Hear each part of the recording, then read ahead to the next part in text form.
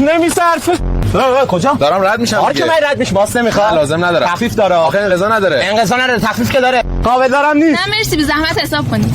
200 تومن قابل نداره مهدی تو خونه شونه 200 تومنه خب منم گفتم 200 تومن این یه کارتون برداشته اونش دیگه به تو ربطی نداره حقوق من میخواد چه برو من بابا آقا مهدی این کالباسا خوبه به عجب انتخابی کردی نه اتفاقا عالیه من خودم هر وقت از اینا خیلی خوشمزه آره واسه منم عاشق ایناست فقط از اینا میخوره نداریم یعنی چی نداریم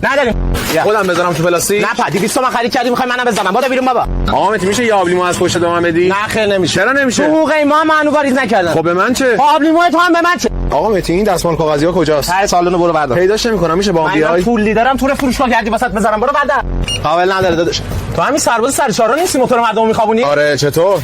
که جنسات توقیفه یعنی چی یعنی هفته دیگه با قبض پارکینگ میری انبار جنساتو ترخیص میکنی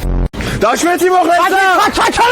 آقا سنجاقی تو رو خدا به خدا یه ساعت شیفتم مونده من فامیلم حالش بده بیمارستان سلام عزیزم جانم شما برو دیگه کجا برم مگه حال فامیلت بد نبود بعد که بده من دکترم برم خوب میشه مشتری آقا سنجاقی جانم داداش این پفک ما چقدر شد قابل نیست 4800 یعنی چی یعنی این که تا 2 دقیقه دیگه حساب نکنی 6 میلیون چه کار کلا یه دونه چرا اینو هی میزنی چون دوست دارم چون با قیافت حال نمیکنه نظری که دستگاه اسپرسو بندازیم همین کنج بستنیارم بریزیم توش آفوکاتو بدیم دست مردم